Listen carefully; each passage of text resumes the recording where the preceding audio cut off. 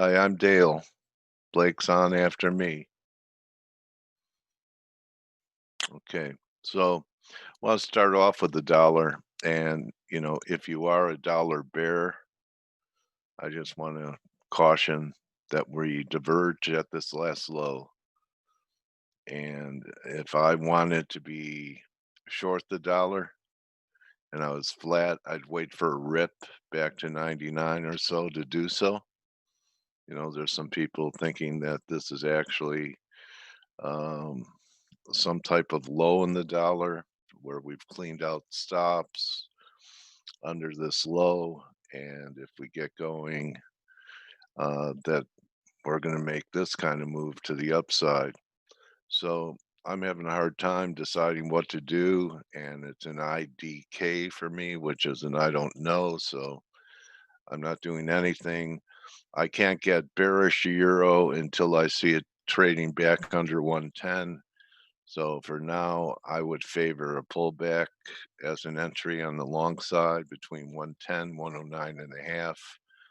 And then if we start taking out this high, which did not elect stops over this high, you have a pretty big move. You're talking about 450 pips from here approximately. It's going to get you 115, 116. And just this little breakout from 110 measures 12 and a half, so it's not done. So um, just waiting for a break to buy if it sets up. Looking at the S&Ps, they came in sharply lower, awfully divergent on the 1 week, Phil. Well, let me look.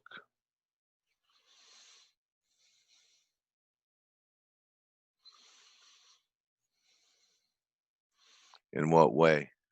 You mean from this low or this low? From this low. Yeah.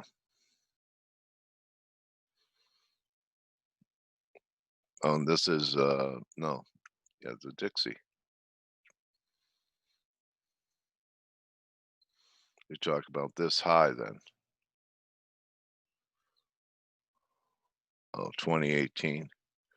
All the way back here. Okay. Yeah. This is what made it tough, you know. So we'll see. I'm not buying the dollar here. I'm not selling the dollar here. So sometimes you feel late shorting it and you're not ready to buy it either. So the right thing to do is nothing. Sometimes that's the smartest thing you could do is nothing. I'm sure that as action proceeds, the picture may change for me to want to try something else. S&P's had a real big hit last night because of the news, and it's come all the way back. Nasdaq, same thing. Still hasn't taken out the high from the high in March. So close to it, also close to what the old high for the move. New highs are not confirming in either Nasdaq or S&Ps. Um, just a spot if it hasn't stopped already. Where it could is this old megaphone line here comes in at about 30.92. And then I think Steve and Blake may have mentioned the 78.6 here up at 31.35, which was actually the top of the falling wedge. Crude had no pressure last night when the market was down. Was holding up all night, still holding up. But since last night, all we're doing is moving sideways. I don't know if this is a top, this is a confirmed high divergence. So I lean towards looking for a spot to sell it. Like last week, I had some success doing it, but right now it's another IDK. Took took a shot in gold last night at 1738. Already covered half. Um, 1750 is 78.6 back from the $70 decline we have. You see, we have a little bit of a wedge developing here, and this week's off number is right where it's at right now, 1734. Good call by Blake saying EG was done on Friday. We're down about 80 pips from that high. Again, this is something else. I don't know what to do. So I come in this week with not a lot of conviction, but something I've showed some traders that things have become pretty binary. Just look at the rally in S&Ps, and silver's pretty unrelated, right? Looks pretty similar. So basically what the Fed did was all the balloon deflated and they pumped oxygen into the system with their easing, and you have binary events where everything's going up and down together. The only difference is magnitude or size of the rally or decline. So with S&Ps doing this, look at this chart and then look at this chart and then look at this chart. What's your relative weakness between the three?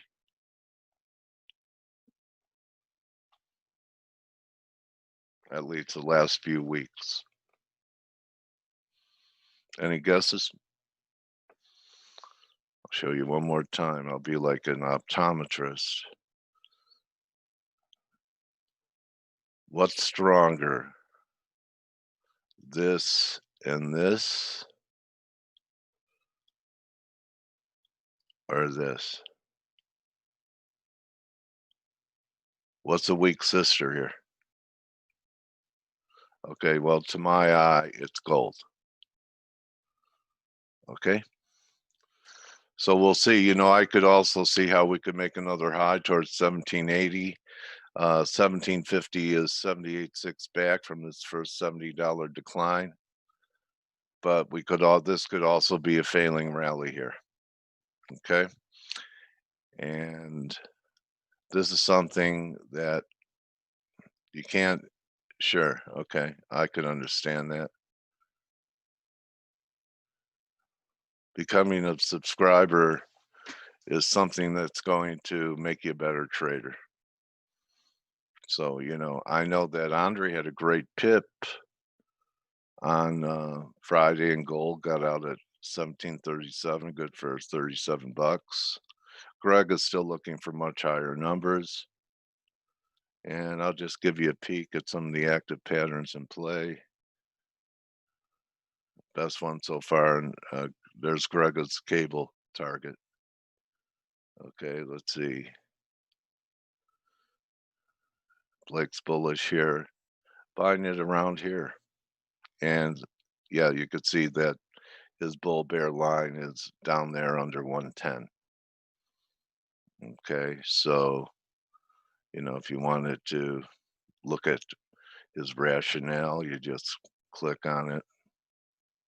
It's going to come up, and there's his rationale.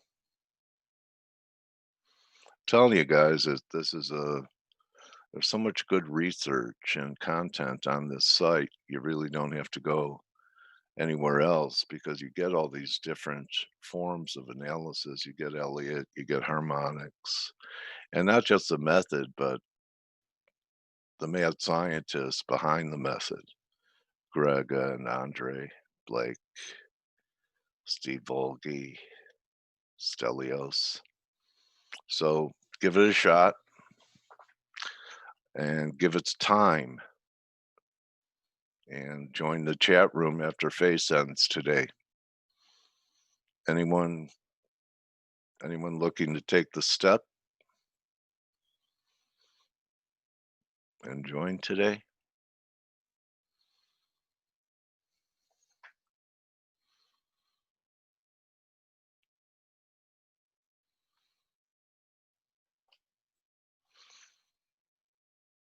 Okay. How are you enjoying that trial, Alexander? Did you, yeah, did you download the mobile app?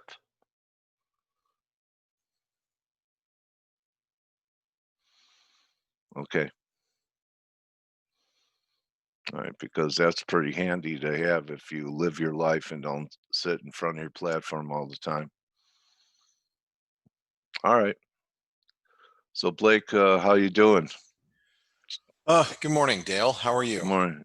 Okay, a little feels like 1960 to me, It's but funny. My dad was saying the same thing. He was like, "It feels like the mid 1960s," and uh, it's crazy. Crazy world that we're living in right now. It's a sad state of affairs when you know I have to sleep. I was telling the guys and gals in the chat room, I have to sleep with an assault rifle next to me. That's always fun. And have those conversations with the kids. yeah, Hey, this is what's happening. Just so you guys know, you know, yeah, we're yeah, we're right next door. In the room next door. It's silly, but the social unrest hasn't really moved the markets a whole lot. The markets originally gapped down, and you were talking about last night and some of the price action last night, Dale. And one of the things that was ripping last night is the copper. I mean, copper was flying last night. It was just hmm, ripping up here in Asian trade alongside the Aussie too. And the Aussie broke out. So if you guys haven't seen where the Aussie's at, the Aussie dollar had broke out overnight. And some good China news behind that, or no, actually, just reading from some of the guys that we follow, as a firm, a lot of them are just saying that there's a lot of real money flow buying right now, and no one wants to hmm, fade the Australian dollar. They feel that the Fed is going to be behind the market, though, every step of the way. hmm, So no one wants to get ahead of no one wants to get in front of the move in the Aussie, and it's breaking out. On top of that, we're yeah, above the 200-day moving average and cleared a what a bunch of move. resistance, cleared a bunch of stops from overnight. I That was too actually, looks exactly like the S&P. huh? That this too looks exactly like the S&P. It does. A Sorry, this lot is like it actually anyway. something that I drew. Yeah, Saturday. So let me Yeah, just remove that because I was just drawing what happens if the market goes up or down. That's why that yeah, arrow was there. Um, so yeah, I mean, I mean the Aussie just continues to plow higher, and just like equities do too, right? yeah, yeah. We're seeing the same thing And happen in equities. silver, a lot of unrelated instruments all have the same rally Yeah, pattern. Yeah. yeah, they do, and I mean we're seeing this dollar weakness, and the dollar continues to weaken. The euro's pulled back a little bit, but again, these are arrows that I drew during the week ahead video. Uh, you can see the euro is really struggling up here at the March highs, but overall the euro still looks pretty well bid. Given everything that's happening, and you know if there is a little bit of selling in equities, the question is the dollar going to catch a bid? Are we going to see some buyers come in of dollars? And I don't know, but what I am looking for is I am looking for a dip in the euro to be long. So I'm kind of hoping for that. If we see the euro push down below like 110.50, I'm going to be a buyer down there, and that's where I'm going to be looking to be involved. But there's a lot of other key currencies that are moving right now, and like I pointed out, you got the Aussie dollar that's breaking higher, you've got the Kiwi dollar that's trying to break higher, to get up towards the 200-day moving average. You got the dollar Mexican peso, which is at that key 22 level. And sorry, guys, as you can imagine, it was a late night over here, so I didn't get much sleep. So the dollar Mexican peso is pushing that 22 level. I've actually been trying to play this thing on the long side late last week, and I've been picking it up for bounces, and then on Friday I think I got stopped out of one of my trades, and I'm like, I'm just going to leave it alone for the weekend.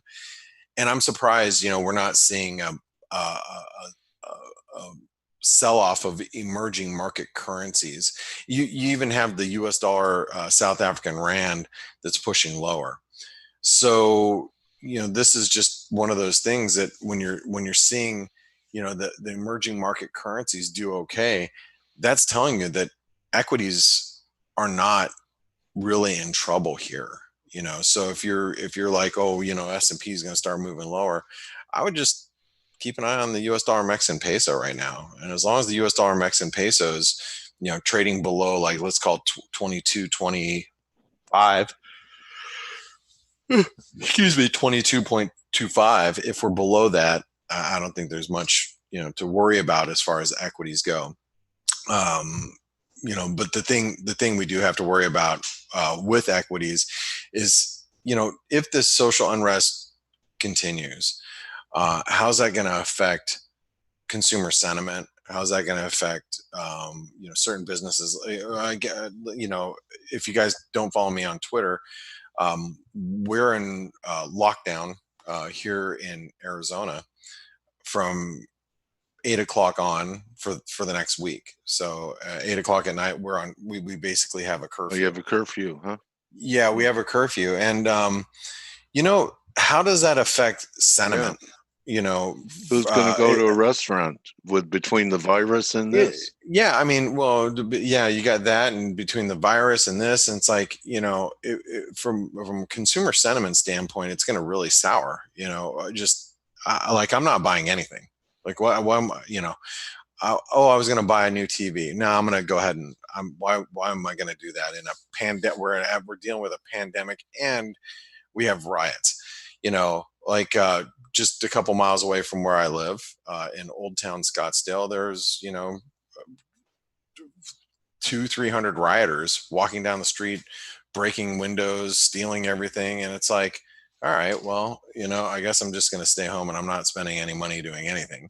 That but you're going to have that attitude prevalent. I feel that way. Yeah, I mean, there's a lot of people that feel that way. So I think that could really start to affect, at some point, equities a little bit. But that, again, I have to take a step back and say that the Fed is going to backstop any type of major correction we see in equities. And I think that's why you continue to see the outperformance of the Aussie and the Kiwi. Chi, in our chat room, he made a good point. He's like, well, probably two of the safest places in the world right now are Australia and New Zealand. And this is true. I think I'd almost rather be there than in Maui right now. I'd probably rather be in Australia or New Zealand. So, yeah, maybe that's the reason for the outperformance. However, um, you know, uh, from a growth perspective, if everybody starts turning their attention to growth and global growth, that's when the Aussie and the New Zealand dollar might be affected a little bit more. Let's take a look at the Canadian really quick. The dollar Canadian has been trading around this 137 level, and frankly, I thought we would get down here on Friday. We did. Today we pushed a little bit lower than I thought. But if you remember, on Friday I was like, yeah, I think we're going to dip towards 137. And Dale would Yeah, I'm call here this. this time. Yeah, what Dale, we talked about since the last couple of trading sessions. ADS and I in the chat room were talking about the dollar Canadian being a nice long at 137, and ADS is like, I could just hear Dale's voice right now on a 3 drive, to a low here on the dollar Canadian with divergent relative strength. Yeah. But I was actually going to buy the dollar Canadian, then I pulled my order, obviously, for the weekend. But if you look at the dollar Canadian, we are divergent, and we are, near channel support. We're around a lot of fibs, but again, with the Aussie so strong, it's hard to it's hard to fade the Canadian, because the Canadian, the Aussie, the Kiwi are going to all trade very similar. So I think in order for the dollar Canadian to actually move higher, you can see I have an alarm set. We have to really get back above like 137.50. roughly, to start to see that reverse some. And the Aussie too. I mean, I'm looking at the Aussie intraday, and you might be looking at this too. This is a head and shoulder pattern. So we actually have to drop back below 6720, or it's a setup rather. We have to drop below the 6720 for me to get excited. You can see I have alarms set up on my charts all over the Yeah. place because frankly, I'm not trying to get too excited about the markets without anything confirming. So, I'd like to see the dollar Canadian above 137.50. I'd like to see the Aussie below 67.20 for me to even start going, okay, what am I going to do here? And again, I have to apologize for yawning, guys. It's, I get up at 3-ish in the morning and not sleeping a whole lot because of what's happening around here. So, let's see. I guess. Oh, equities are pulling back just a little bit here. So this is what pulled. So this is the open last night, right? Okay. This is the open. So this is the open. We sold off, then we rallied back, and then we rallied back to basically break even overnight. Then we sold off again. And if you don't know why that sell-off happened, the Chinese government official told major state-run agricultural companies to pause purchases of some American farm goods, including soybeans, as Beijing evaluates the tensions with the U.S. over Hong Kong. So that is what took the equity markets lower in European trade. So if you're wondering why that that spike happened, again, if you look at the equity markets as a whole, the S&P as a whole, as I said in the week ahead video, I'm like, as long as we stay above 3,000, I wouldn't really worry too much about it. Well, if you saw last night, we sold off to about 30.10 and we bounced. So really, it's you can see I actually have an alarm set up at the breakout point. This is when I really start to worry about equities, somewhere around here. I really start to worry about equities around the 29.75, 29.75, 29.80 level. That's when I'm going to start to really look at the market and go, okay, I'm concerned that the market might really start pulling back. But until that happens, I think it's a lot of chop, and I wouldn't get too terribly excited about any prospects of downside pressure of the equity markets while we're above that 29.75. So, and as you can see, even with all the social unrest, all the images that you saw, no matter what part of the world you're in, I'm sure you probably saw some images of what's happening in New York City and Minneapolis, Minnesota, here in the United States, and Los Angeles. And you can see that the equity markets are really unfazed by this. And that's something that you have to take into account, because while we're dealing with this social unrest, the natural inclination for you is going to be, oh, I want to, why are stocks up here? Let's go ahead and, let's short some, S&Ps right now, because there's no way the stock market is going to be stronger with all this happening in the United States. I don't think the market really cares. And until it shows you that it cares, you should be very careful about trying to fade risk. I mean, what happens when you see a big red bar here, like you saw last night at the open, or even in European trade when the market was selling off, you get that trade shoved right back up your rear end. So we need to really start, if we break below the 29.80, 29.75 level, the reason why that becomes important is because you start making lower lows, right? If we actually break, you make lower lows. And then if you break here, then you're making actually really key lower lows. So like I said, until that happens, this market is bullish. As crazy as it sounds to say, and as crazy as it feels, market's still bullish, until it proves us otherwise. So, hope that helps. So what I want to do is I want to bring in Stelios and see if he has any thoughts about what's transpired over the course of the last, over the course of the last, 48 hours or so. Good morning, Stel. Good morning. Hi, Blake. It's crazy, huh? Yeah, I mean, I read about these things and I feel really sorry about what's happening. It definitely shouldn't be happening. And what annoys me especially is that people are taking advantage of what's happened and they're looting. Basically, I'm sure like the majority of these people have no clue or let's say ideological background behind the looting. It's just about I saw videos of people breaking into Louis Vuitton stores and and other stores and just stealing stuff, which is so wrong, right? I mean, can I tell you that so I mean we have there's a famous YouTuber is this kid in Los Angeles. I forget what his name is. He's worth like $19 million. Yeah. He organized a riot in or not or looting in my town, like and we live 6-hour drive away, 45-minute plane flight away. You're kidding me. He organized and he said he was here for the protest, but he wasn't. He was actually in our shopping mall taking vodka from store, and it's all on video. And that's the thing. I hope he gets, arrested. But, this is a kid with a lot of followers. Yeah. One of YouTube's biggest, stars, really, young stars. And he's inciting violence in another city. Yeah.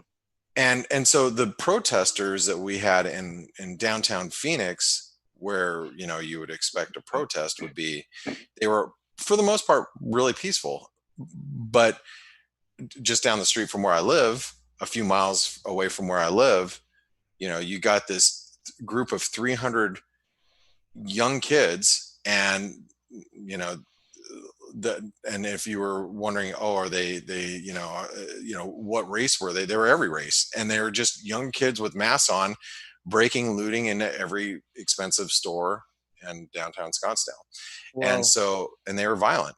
So that's and I have a lot of personal friends that were stuck in there. They were just out there having dinner on Saturday night in that area. So it's crazy, I saw a video of a guy in Dallas, nice area in Dallas, defending his store, and the looters killed him. No, you tweeted that photo. There's a lot more to that story, Dale, in my opinion. Right. But he didn't die. Just okay. Yeah, and he did have a machete, and I'm a victim of misinformation. You got to do a little bit of research into some of those things. But anyway, what I wanted to tell you is I wanted to agree with Stelios. There's a lot of this is happening with outside people, and I think a lot of the protests are they plan protests are trying to be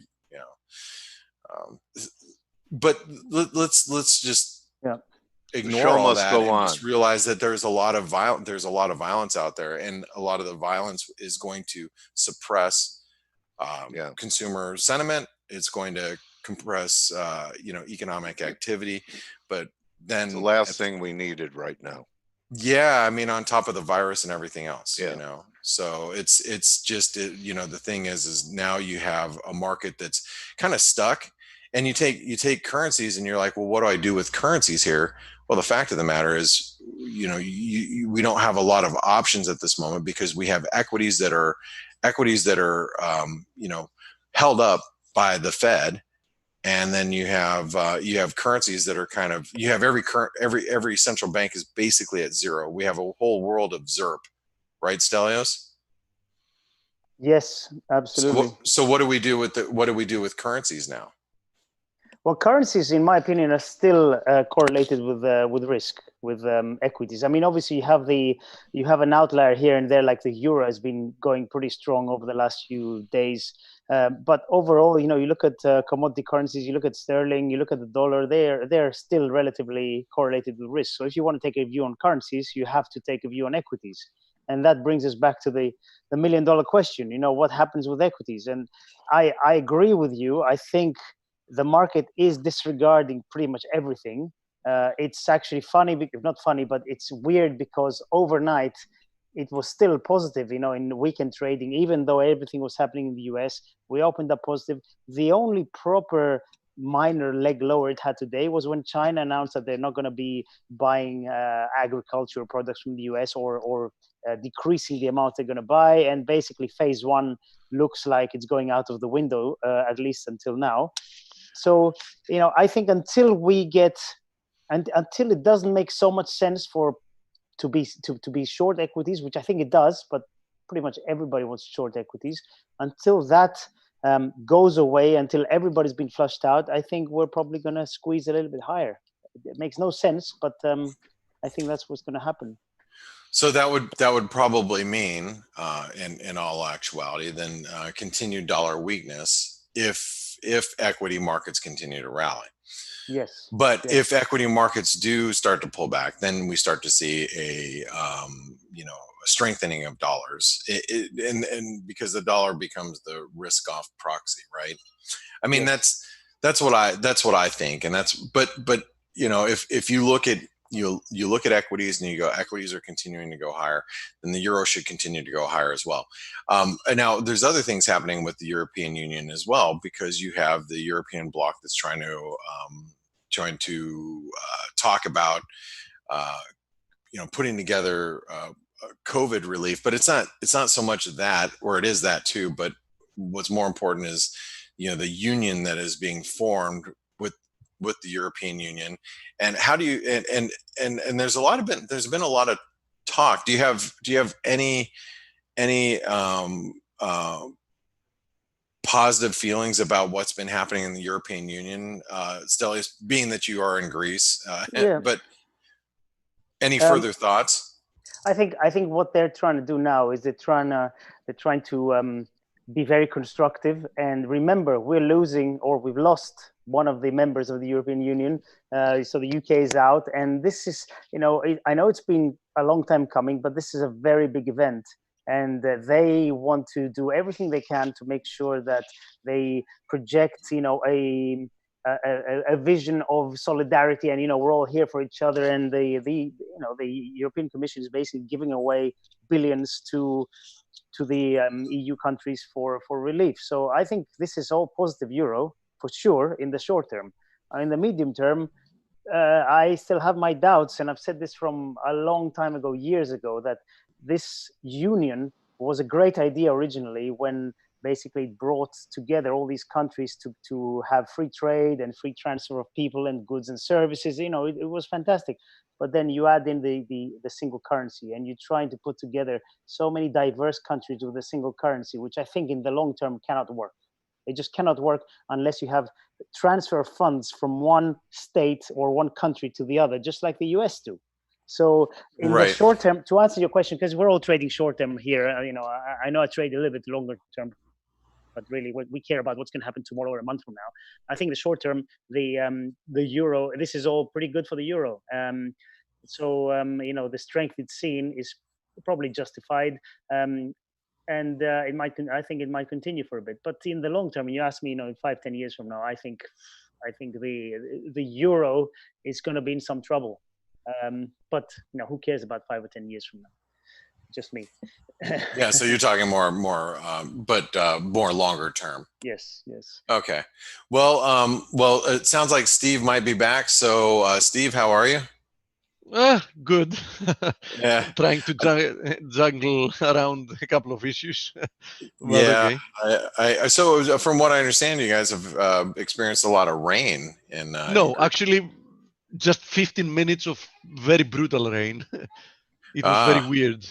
Yeah. Well, that does happen from time to time, I guess. Well, anyway, I hope you can get to the root of the issues that are around that. But how's the rest of your weekend? Hope you're not like me and had to sleep with weapons next to your bed. I hope you didn't have to do that. Don't forget that there are no weapons here to sleep next to them. That's true. Good point. Good point. All right. Well, listen, guys, I'm going to pass it over to you all. I'm going to get to the markets myself, and good luck, everybody. I'll see you on the daily roundup, which will be in about 4 hours from now. So thanks everybody for tuning in with me, and I'm going to turn it over to my colleagues Steven, Stelios, and Dale. Thank Good you, luck, mate. Blake. Thanks, Bye guys. bye. Thank you, Blake. Hey guys. So, hey, Dale, What did I miss? you missed. Everything. Yeah, you can go home. So yeah, we're talking about equities. We're talking about what's happening in the US, and you know, we were talking about equities before, and I've you know, for people who have been on the chat room and on this webinar a little bit, they will know I've resisted shorting equities for a while. And last week I did my first little piece on the S&P at 3050, and I'm going to add more higher. And that, you know, for me, the way to treat a market like this, which makes no sense, and frankly, it doesn't make too much sense to me. I thought equities would have been a lot lower because of everything that's happening, not just the coronavirus and how the recovery is not going to be V-shaped, but also you're seeing US, China, you're seeing the all these things in the US now happening. It's just a whole lot of bad things out there, unfortunately. So how do I face something like this? Well, I start very slowly. So I did only a quarter of a position, and of my usual position. And then, you know, if it starts breaking lower, if it breaks below a certain, you know, certain technical levels, I'll add.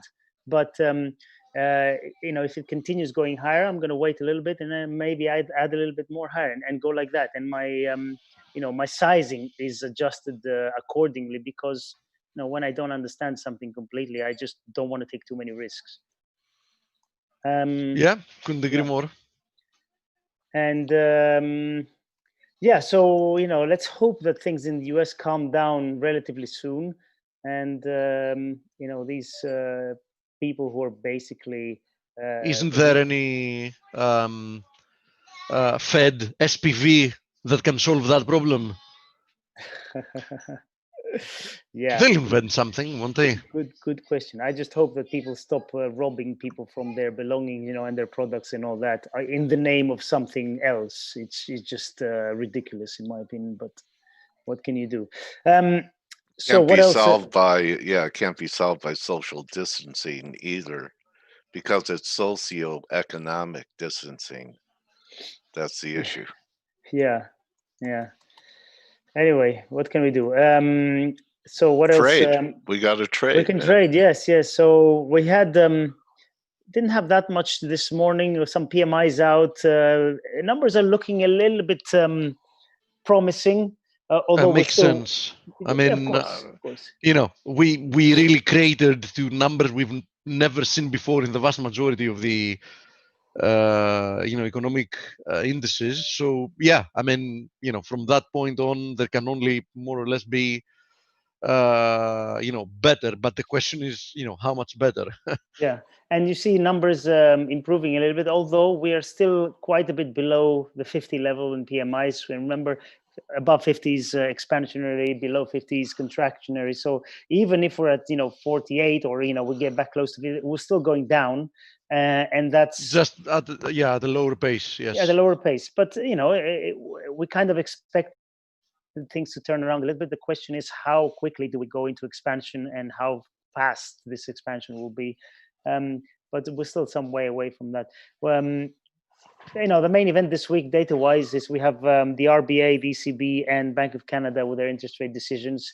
I don't think anybody's expected to move, but as always, you get some good feedback and forward guidance.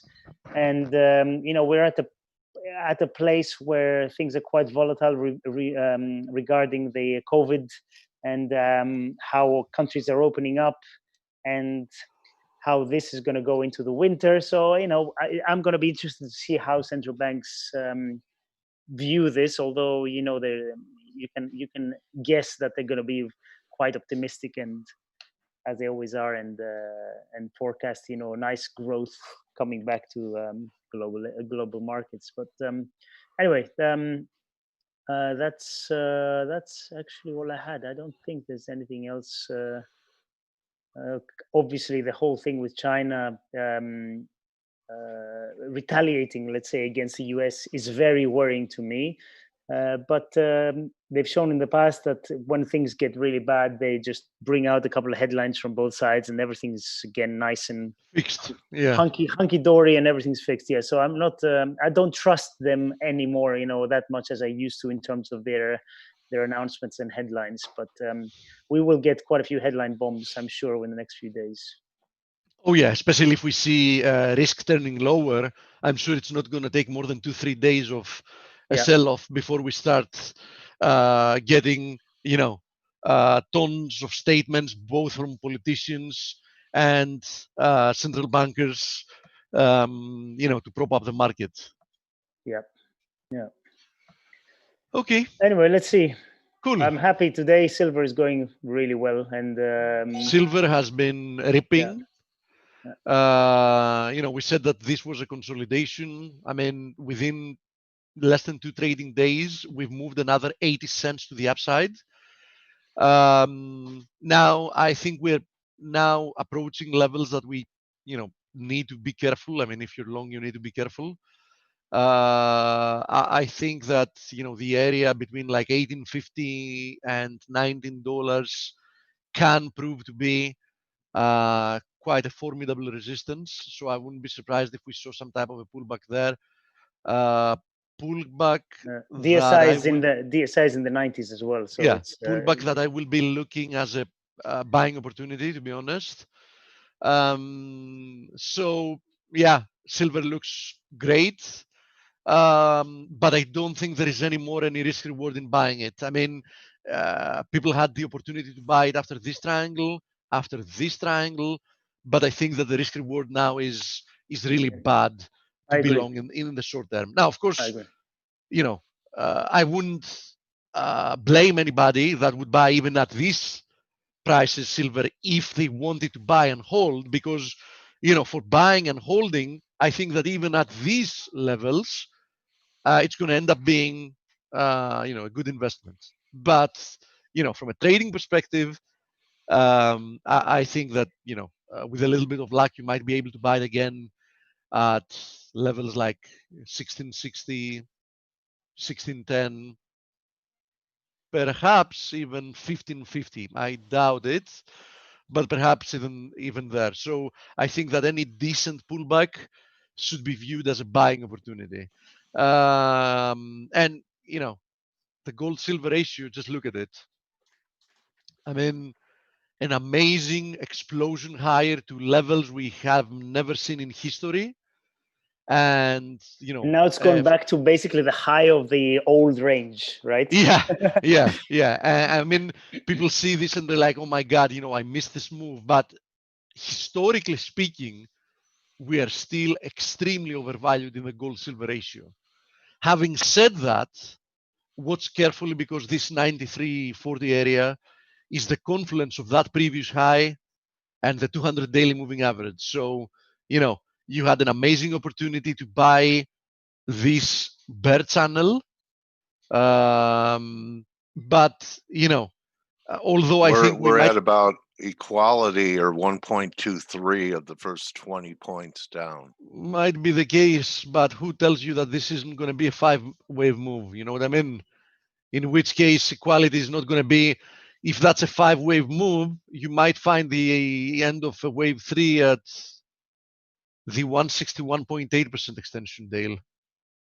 So you might find it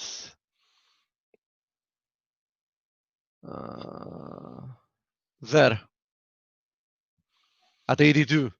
Oh, wow. Okay. Yeah. So that's also a possibility, right? All right? But you're absolutely right. We are testing as we speak equality of the first leg lower with the second leg lower. Yeah. And also being close to the confluence of supports I mentioned. I think I wouldn't press it down here. That's fair. Yeah, exactly. I mean, this is not the place to be pressing anymore. Having to do with gold is definitely diverging with silver, as we're seeing in the gold-silver ratio. I mean, we've broken out from this little channel. The move lower looked and so far looks corrective. But I have to say that, it's unimpressive the fact that we've moved above it and, we're far away from producing a higher high, despite silver having produced a higher high even the next day. So, as I've been saying about gold and silver remain amazing investments, in my opinion, under the current economic environment. But, they've already run a course, and I wouldn't be feeling comfortable buying them, as a short-term trade right here, right now. So, I have physical gold and I have absolutely no intention of getting rid of it just because we might see a pullback. But I would definitely not be buying gold, in the financial markets as a short-term trade, here. I'm not saying that it can't keep moving higher. I mean, I can easily see another push towards 1820, but I'm saying that I would feel much more comfortable buying gold after seeing a deeper pullback, and then look for higher levels. You know what I mean? Something like that. Now, many times you see assets like these climbing a wall of worry, and that's what makes it very tricky, and that's what usually traps people that are looking in the opposite direction. I mean, how many examples we know and we've seen on Twitter from people that are trying to short gold as a false breakout since it broke out from 1360, and they're trying to short it at 1400, at 1500, and 1600, at 1700, and it's just keep moving higher. Not really in an explosive manner, but nevertheless it keeps moving higher, right? So I'm really not advocating to anybody to try to fade this. I think that the best thing you can do here, because the fundamentals are extremely strong for the monetary metals, I think that instead of looking to be short a pullback, it's rather a good idea to, avoid being on the short side and just look to be long at, better levels whenever we get those better levels, if we get those better levels. That's my personal advice. Now, since we started from metals and we can move to commodities before we go to FX, also keep in mind that crude is like unstoppable for the time being. We've already squeezed. This is a continuous, by the way, so you don't wonder why it hasn't printed a negative price or whatever. I think it's much better tracking, especially doing analysis on the continuous, since it avoids showing that brutal type of moves that skew technicals quite a lot that you see in futures that are expiring. And you see that in the continuous we've had like a move from $11 to above 30. We're talking about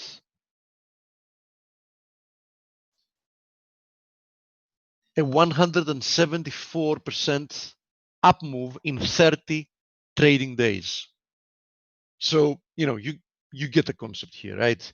Having said that, at some point, this as well should produce some type of a pullback. Okay, I'm not advocating that you should be buying it anymore because it has already produced a massive move to the upside. But on the other hand, I don't think we're going to be seeing the lows that you already saw. So keep that in mind. Don't expect to see a lower low here. I'm not expecting to see a lower low. I think that the chances of something like that happening are very low.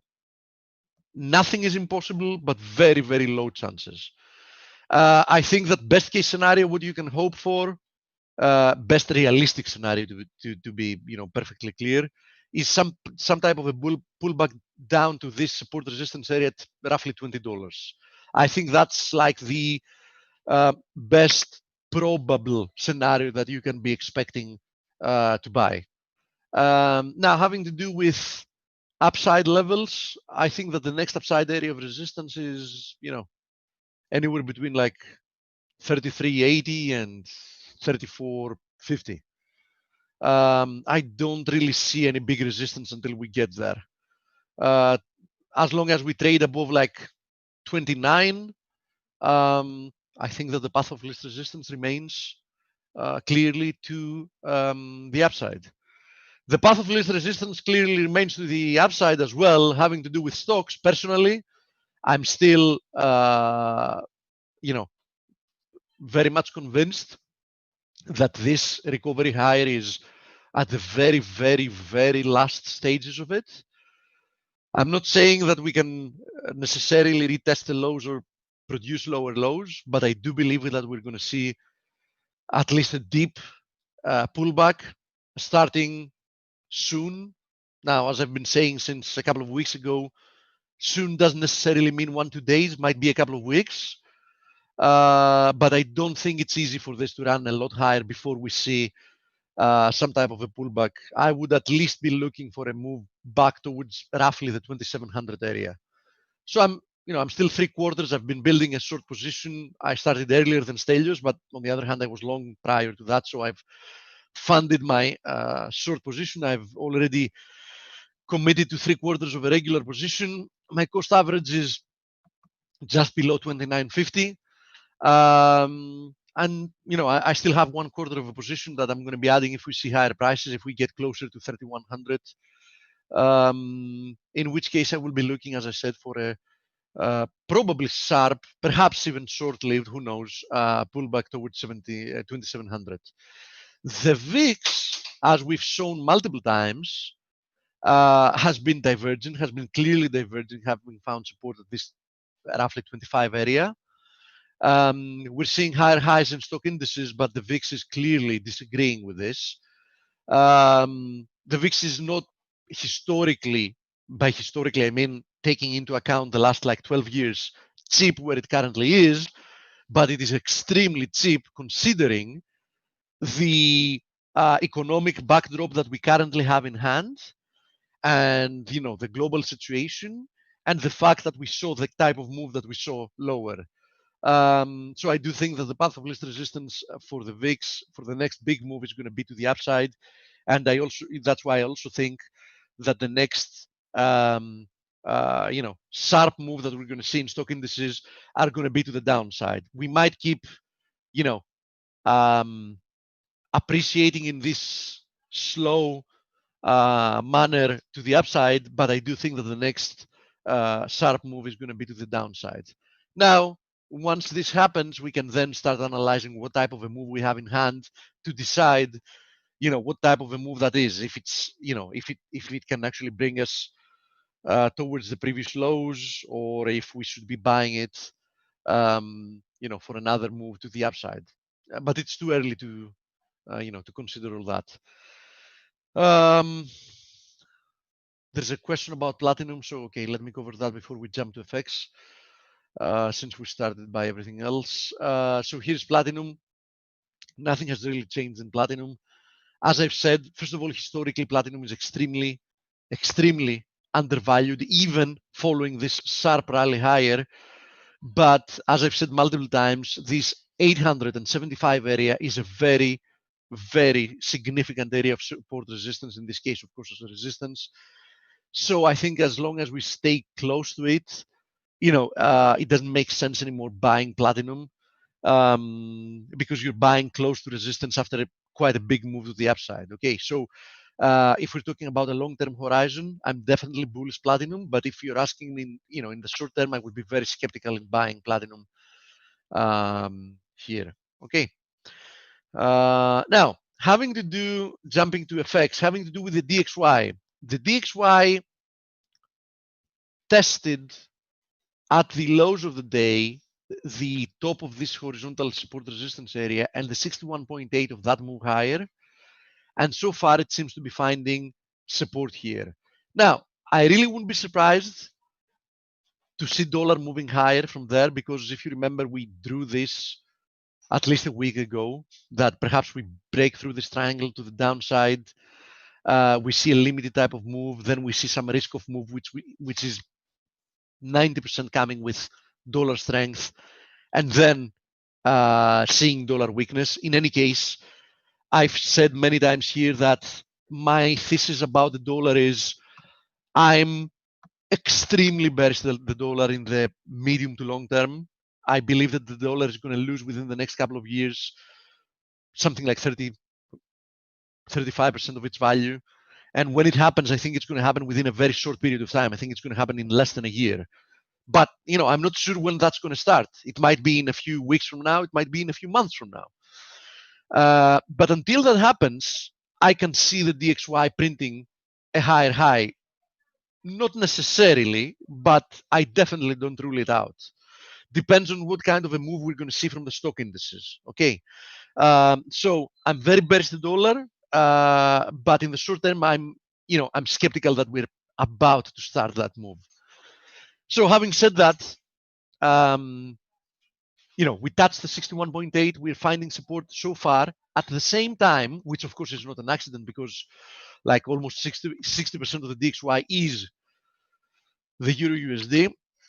At the same time, I'm a little bit skeptical about the euro here, because I had said that if we break through 110, for me the key area of resistance is roughly 111.50, because this is the confluence of this horizontal support resistance area, and it's the 61.8, as you see, exactly similar to the DXY, just inverted, right? It's the 61.8 of this move lower, and so far we seem to be finding resistance here. So from a risk reward perspective, I have to say that against 111.50, it's not easy to be buying at this area, right? So I would definitely understand why a short-term trader would want to be short against like 111.70 or whatever, like risking something like 30-40 bips.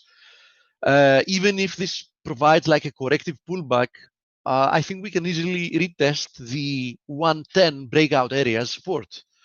So would make sense to buy 110, would make sense to sell 111.50 if you didn't already do.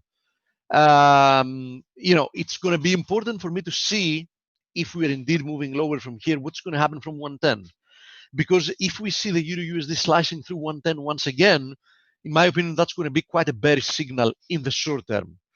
Now, if we find support at 110, and as long as we will be staying above 110, I will totally understand why somebody would want to be long the Euro USD, especially from a risk reward perspective. It makes all the sense in the world. Okay.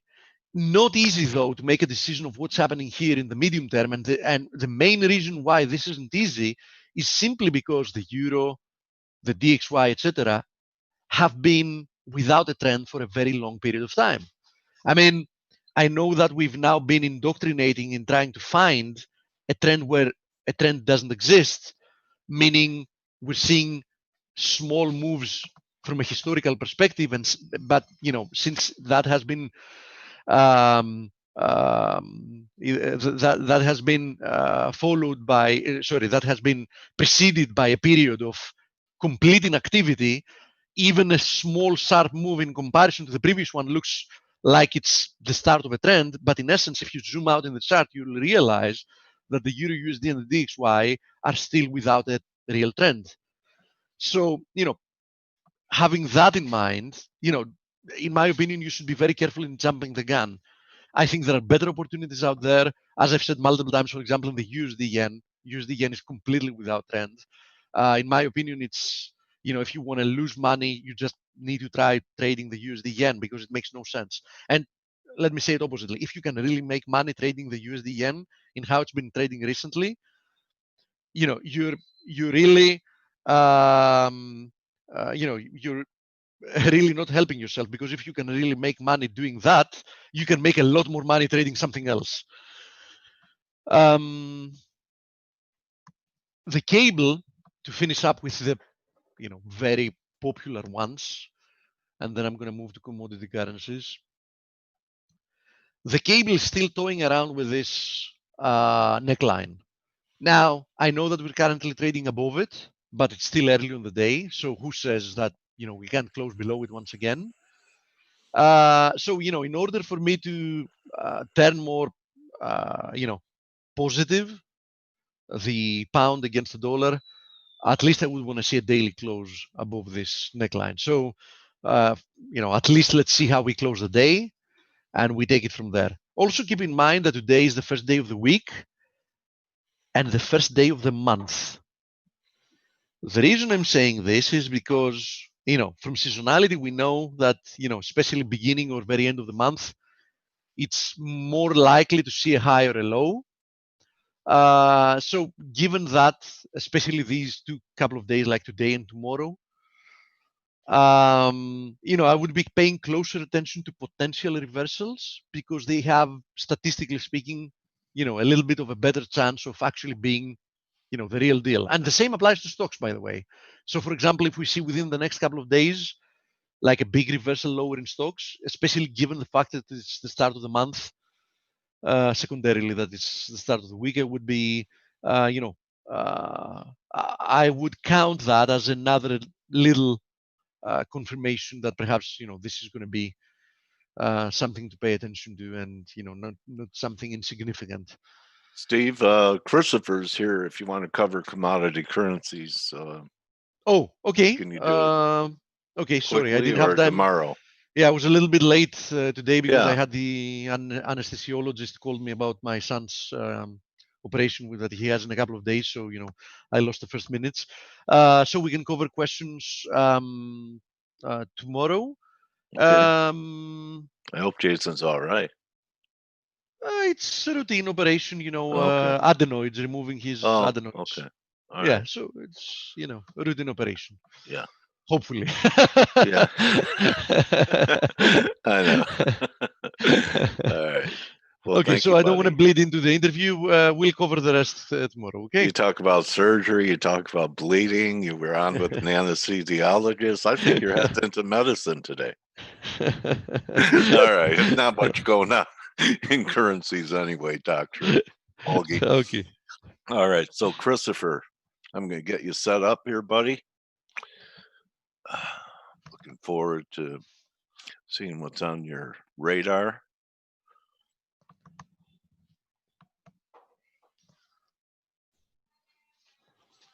And you're now unmuted. Welcome back to Face, Christopher. All right. Hey there. How are you doing? I'm doing good, buddy. So when Steve stops sharing his screen, we could get yours up Done. here. There you go. Were you here in Zoom last time, Christopher? I was Okay. still kind of new to me. All right. So you look for the green box on the drop-down menu. Yeah. That's It'll a share say screen. share screen. Okay. And so, all right, there we go. I think I So got it. last time we talked, it was pre-COVID, at least here in the U.S., wasn't it? Yes, exactly. Okay. So pretty amazing market, unprecedented type of moves. How did it go for you? Well, so far still doing kind of what we're looking for, pushing a bit further up, but overall still kind of what we expect with this being the type of wave we're looking at. This larger wave two pullback after that. What we expect is basically a grand super cycle completion there. So I mean, at this point, generally what we look for. I guess I'll go ahead and pull up that chart here real quick. Okay.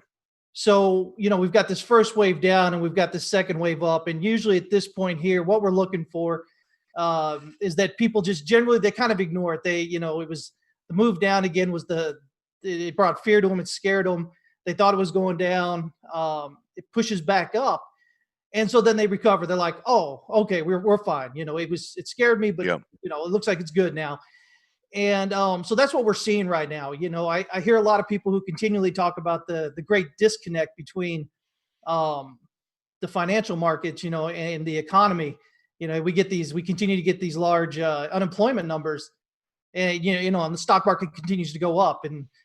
But again, the stock market and the economy are not one and the same. They're divorced from each other. There's a way in which people act. In the markets that's different than when they act otherwise. And I It's think not that's exactly easy. what we're It's not seeing. easy to explain to a layman, is it? Why they're doing what they're doing. I'm sorry, say that again. It's not real easy to explain to a layman why the stock market's going up with what's happening in the real economy. No, not at all. And it's because, as human beings, we tend to have an idea of the way we believe things work. Right. And then, and there's not a lot of people, I don't think, who really, in the grand scheme of those, the totality of market participants who really have that understanding of what may be going our way or what may not be going on. And so we get to points like we're at now. And if you've watched, I think the CME's got what do they got? The micro E-mini options Yes. coming out now, and then Yeah, futures. yeah, and then the one thing that really hit me was I think it was last month or so, Schwab announced that they were going to roll out this this way that their customers could buy fractions of stocks, and this is the kind of thing when you see this all-in euphoria from the the retail participants that you kind of get to you should really kind of become concerned that maybe the market's at that top area. Okay. Is that what you're thinking? Maybe 3150. I think I see a 5 up there.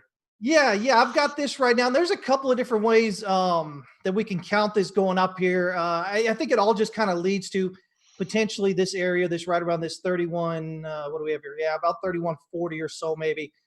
It can continue going up. The one thing I've mentioned since the beginning down here at the bottom is, this is such a large decline that you're going to get a large reaction off it.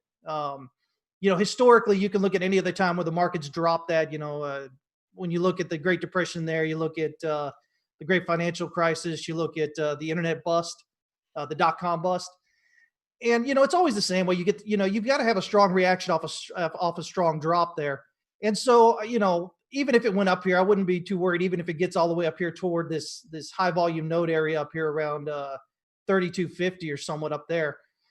But overall, again, the idea is just that people in general kind of shrug off what happened over here, and they just continue to kind of buy in there as it heads up until it gets to that point where, where it rolls over. Okay. All right. So right now you're kind of neutral. Yeah. I'm just waiting to I'm waiting to see that confirmation on that rollover here. We've kind of been watching this area here and how it's been subdividing and, dividing as it pulls up here, trying to get a better idea of where that might be. But, so, right now the next target is this kind of, this 3140-ish kind of area. And then after that really is kind of this, pretty much this node up here around 3250 or so. Yeah, it kind of looks like that black horizontal line that you have going across the chart that I have at around 2980, that if we're back under that would kind of seal it. Yes, that's what I'm kind of looking at. Yeah, I believe you're talking about this one right here. Yeah, we held it. There you go. Yeah. That. Yeah, exactly. I'm looking at, the rollover here. I mean, I'm not one of those traders that sets buy and sell orders and just kind of catches a knife. I look for confirmations on movement. So for me, I'd be looking for the rollover here and then this move down below this line, which of course then would take it below that ascending channel support there. Yeah, nice confluence there. Yes, very Looks much. Looks like in June. Okay. Yeah. It seems like it. You follow anything like the seasons? Like Gann believed that sometimes the change of seasons created changes of direction in the market, and we have the summer solstice coming up in 3 weeks. I've looked at that a little bit. I'm not a big Gann guy. Yeah, I mean, but I can't deny that a lot of times that it does work out. It's just not my preferred method of looking at it, but there are confluences in there with what we're looking at here for sure. Okay.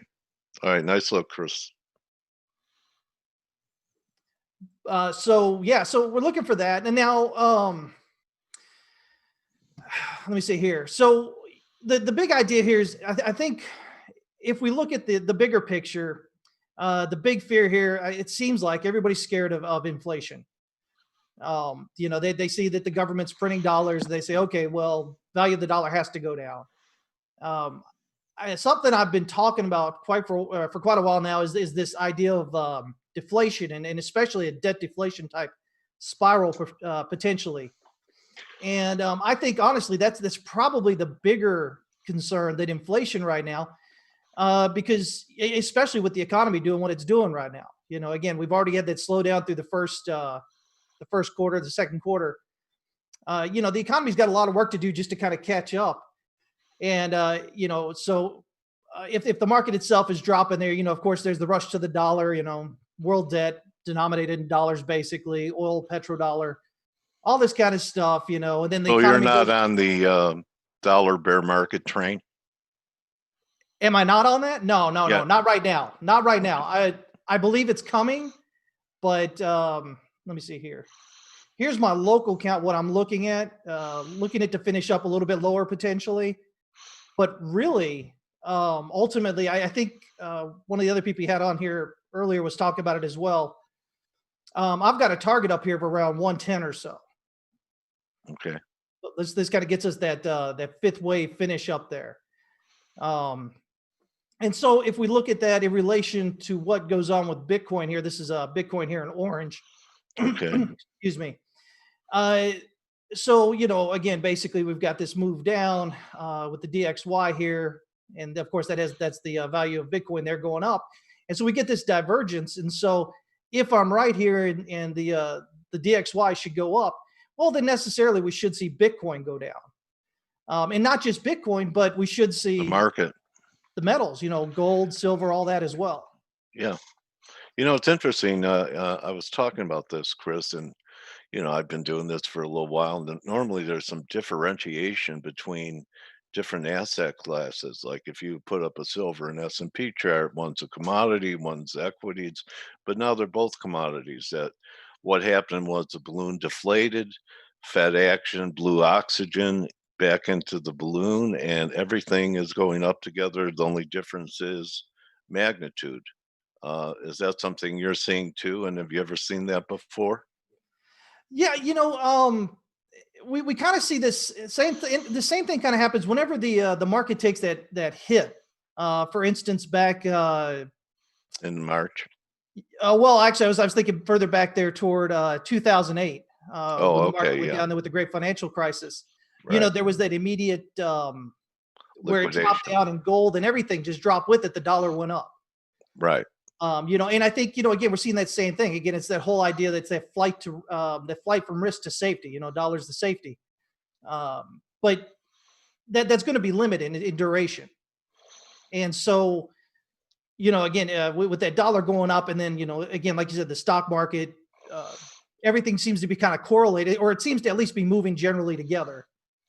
You know, so my thought again is that with that DXY popping up there, getting the dollar strength there, you know, that'll kind of run in tune with the market dropping, with gold dropping, silver dropping, probably even Bitcoin dropping at first. But I think Bitcoin's probably the best positioned um, For a because breakout, again, I'm sorry. for an upside breakout. Yeah, because you know Bitcoin's been in this correction here now for just over 2 years, and so even if we have this final, you know, it would really just be like the final drop before it takes off. Whereas, of course, I think last time I was with you, I was shared my gold chart. Let me see if I can find that real quick here. Um, Let me zoom out here a bit. You know, my bigger look at gold is this right here, which is basically you've got this A, we're finishing B here, and then we've got a C down here to about, you know, 875 or so, which is in stark contrast to what, you know, most people are expecting with gold. You know, they're expecting gold to kind of pull back a bit and break out and head higher. Could it be topping here? Or you'll still see one more push. Yeah, I've got it going up here a little bit higher. If we zoom in a bit here to the daily, to me, it looks like 1900? we've got a triangle printing. Yeah. Okay. And so, yeah, so basically where it's at, or, you know, not too much higher, it should pull back down a bit toward for the E wave here. And then we've got that final wave to kind of push up into the 1800s there. Okay. But yeah, I mean, that's kind of where I'm seeing it at the moment. And then, you know, silver kind of doing the same thing. I see, let me see here. Silver outperforming. Yeah. Yeah, silver hit our target. We had this target from last week. And as you can see, it kind of just popped right there at it. And so I've got that as a potentially a wave 4 here. There's another way to count this, where this is a wave 1 down and this is a wave 2 here, but we'll see how it turns out. Either way, if this idea is correct that this is just a correction here, then we should see this pulling down there below $8 and further even. So it looks like short term you already have a high in silver, but there's more upside in gold. I think so. Okay. You know, and the funny, you know, Because again, the if we're gold looking at silver ratio is back at support. I don't know. right. I looked at that earlier. Yeah. Okay. Yeah, So yeah, the and period of silver's outperformance is going to have at least a temporary interruption here. yeah, I think so. I think so. And then of course with gold, the spot gold. This is gold futures here, so spot gold kind of hit its high there prior to um, the futures here. And so, we're just not seeing a lot of we're seeing it looking a lot like things looked back in 2011, um, back over in here between gold and silver and whatnot. When we had this over here, silver kind of topped out and then gold topped out. There was no real, silver didn't confirm that gold movement there. And we're kind of watching for that over here as well. So, Okay. yeah, yeah. All right. Any view on oil? Hey, I'm glad you asked. I mean, you're in Texas, buddy. So yeah. Yeah, I mean, we had a great call with the Will. I don't think anybody, I mean, I've got a lot of people, I know a lot of people, and I don't think anybody really expected the negative Yeah. May contracts 38. there for WTI. Yeah. But, it did. We had a very low, I think we ended up with I think our final, what we were looking at was maybe like below $4. And of course it went way below that. Yeah. But again, kind of like what we had with the S&P there, you have that strong drop and it gives you a strong rally, a strong reaction off that. And that's kind of the same thing we're seeing here this past month with oil. Oil marking its best month on record, Yeah. up something like 70 or 80%. But I think right now, for me, that this is still a wave 4, so we've got a wave 5 to go. But this is only wave A of wave 4. Okay. So I've still got some upside here. Triangle target gets you up here at around 38.23 or so. I'm not happy with that though, because it leaves it inside the gap. Usually gaps are filled completely. It'd be more bearish if it didn't fill it.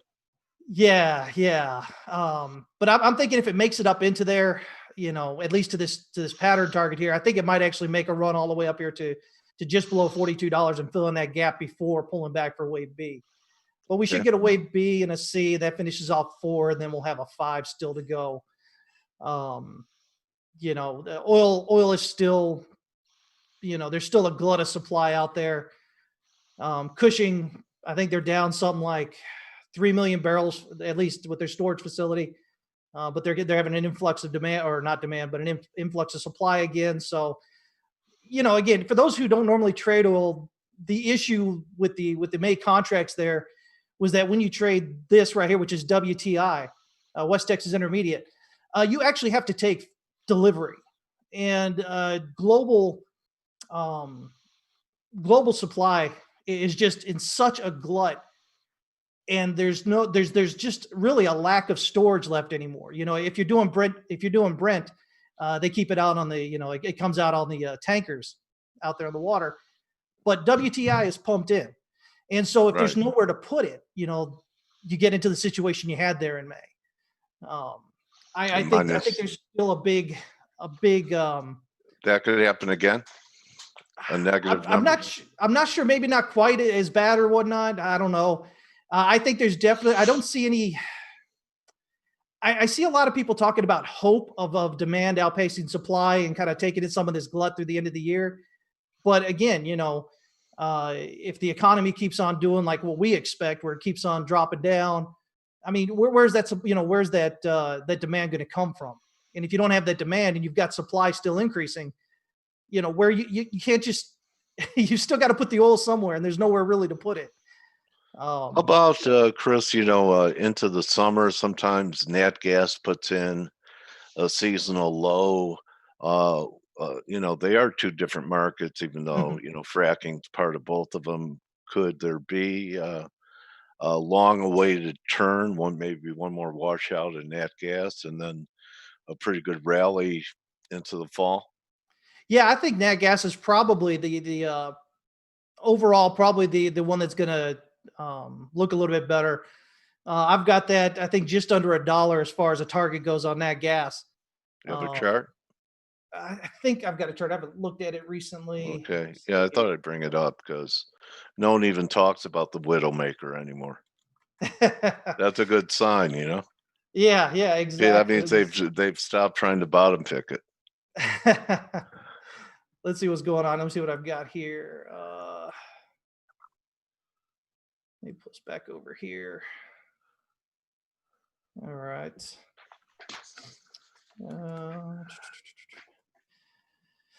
Oh, let's see here. Oh, Yeah, yeah. so Yeah, you got 5 at 9 under a buck. yeah. So kind of just looking for this to finish out what it's kind of doing in this area, again, get that final drop on down there. And I think that kind of sets it up. Then I think it then becomes pretty good for nat gas. You know, they had such an issue with their overproduction there for a while as well. Okay. But you know, just nothing like oil had with all that easy money through the last 5 or 6 years. So Right. it became, you know, it wasn't like let's find an easier, cheaper way to pull that the oil out. The oil out of the ground. It was just let's just get it out. And so Anything you're watching on the agricultural commodity side with, some weather markets and, China buying soybeans and then canceling soybeans. And I know in Texas, cotton's a pretty big crop. And, what's happening in, some of the food markets with having to eliminate herds because schools and restaurants were closed and the whole supply chain issue. Is anything beginning to percolate where, a lot of people are worried about higher food prices and, that perhaps the grains might be a sleeper here for something long term? to be honest, I haven't even really been looking at it here lately. So Okay. All right. I really Well, don't even have an opinion I on bet it you at the will. moment. I bet you will today. Yeah, I'll definitely be looking at it again now for sure. Oh, Anyway, man. so let's just say I planted a seed. Yes, for sure, Oh, for okay. sure. All right. Anything else you want to share? You know, I guess the only thing we'll just jump on over here real quick to Bitcoin. Okay. I think last time we were talking, I was feeling a bit more positive about it. But the lack of conviction on the move through 10, it really has me looking at the possibility that we're doing a different type of reaccumulation here. It's called a reaccumulation after decline in Wyckoff speak. And basically, Okay. you have your sell-off that happens up here and then over here from basically December of 18 until Yeah. now. So far has been the reaccumulation period.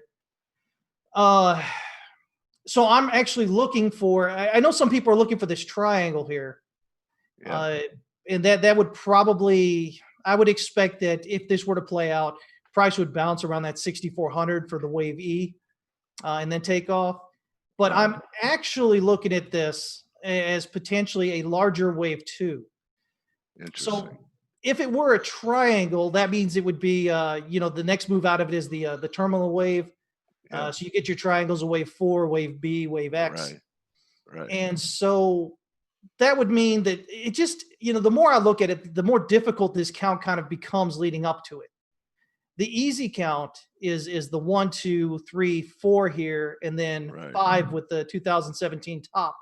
Right. Which then explains the length of time we've had here. And still looking for the overall market just to kind of get really upset and just be convinced that price is never going to go up again. We still haven't really had that. We do So know both that we've gold got, and Bitcoin longer term are going under 1,000.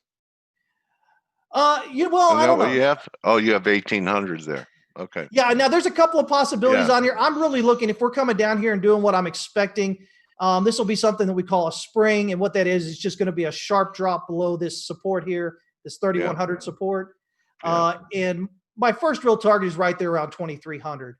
Okay. Now, depending on how bad that sell-off gets there, because again, remember at this point, this will be that final shakeout. It'll be that one that we've still got people holding that bought up here, Right. Q3, Q4. And they almost sold here down in 2018 December. Held on, price went up to almost 14,000 there. They were Right. feeling real good about it. It pulls back. They get a little worried, pushes up Now again. they feel start to good feel- again. Yeah. And then this comes down and some of them sell, but there's still some holding on. There's not that full, complete capitulation, I don't think yet. And so with this 2+ years of doing this, if it gets back down here toward this area again, especially dipping below that 3, that should be anybody that's absolutely not going to hold on for 80,000 or 100,000. They've got some high number in their Yeah. brain. Anybody Right. that's not going to hold off for that is going to sell. And so depending on how big that is, we could see this actually move on down here toward, maybe 1,100. But I'm just kind of looking at that 2,300 first. But either way, it shouldn't be anything that kind of stays down here forever or anything. It should be just a move down and then a move back up. Has Bitcoin proved to you that it's not a negative corollary investment because it sold off with risk off in March and recovered with risk on again in April and May? So if the potential for another wash in equities and risk off, that may be Bitcoin, gold, and S&Ps all move down together again, just like they did in March. Yeah, and that's really kind of my expectation. I don't know if necessarily I expect it to be some kind of correlation with anything other than that's just kind of the point it's at with its with the way it's ebbing and flowing. Yeah. But it would, but if you're looking for a correlation, obviously, again, when you had that strong decline in the economy like we had back in February leading into March, Yeah. Everything kind of drops with it as everybody goes for the dollar and they kind of sell everything else. Yeah, sell the kitchen sink to Yeah, raise cash. Yeah. exactly. And if we understand, Wyckoff's basically just this understanding between supply and demand, in the way that the larger players actually work the markets. And so, again, we have a whole bunch of on-chain metrics, and we've got Grayscale talking about how much they're increasing their interest in Bitcoin. So we know that what we would classify, as those larger players, those institutions or hedge funds or, ultra high worth net individuals are kind of out there getting into it. I don't know. I guess we could see this still go up from here, but my thought is they're not just getting in right here. If this goes up from here, it's because they've been getting in as we've been believing. Yeah. But also the idea that they're just getting in now. Everybody kind of expected at that back at the halving there last month that retail just kind of expected price to just go up right away. Yeah. And then Paul Tudor Jones came in. Yes. You got a lot of positive press. So exactly. So what better time than to sell into retail as it's buying, to send it down, to convince them it's dying, and then to buy, the final last cheapening there, and then kind of have it run up. Yeah. And we kind of see that happening within this area here where we're at, because what we notice is the futures and whatnot were pushing up really strong. They were really long, really hard, but spot is really short up here. And so the idea that maybe, these more sophisticated, larger players are, propping up price, convincing retail it's headed up just so that retail buys into their shorts up in this area, as witnessed on the spot markets there, for it to come down. So, there's a lot of possibility in all that. Obviously, we can't guarantee, we can't guarantee what price is going to do, but there is a certain type of narrative in there. You have a quick view on yields? I don't. Nope. I sure don't. Not at the moment. All right, that's fine then. And what's the best way for people to follow your great work, Chris? They can follow me on Twitter at TX West Capital, and we also do a daily program there on Twitch, twitch.tv/Texas West Capital. You want to show it, or your website, or? This is commercial time for you, buddy. Commercial time for me. Huh? Yeah. Well, there we go. There's this right here. All right. Coming in there. So you can get on there and it's got the links. There's the website right there. And then of course I put the notes here every time we go live on Twitch. So if they're following me there on Twitter, they'll get easy updates. Get to come in. I want to thank you, my trading warrior brother, for doing it again and bringing some insightful technical views to us today. Appreciate it. I appreciate you having me. Thank you. All right, everyone, that's Christopher Inks. Then you could follow him on Twitter at Texas TX West Capital.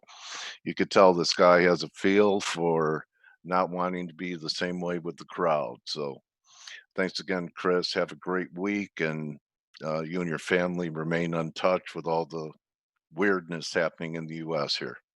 Thank you. You too. All right, buddy. All right, Take so care. everyone, that's going to be a wrap. Save run for Turnaround Tuesday. Don't just count your pips, count your blessings. See everyone tomorrow. Adios.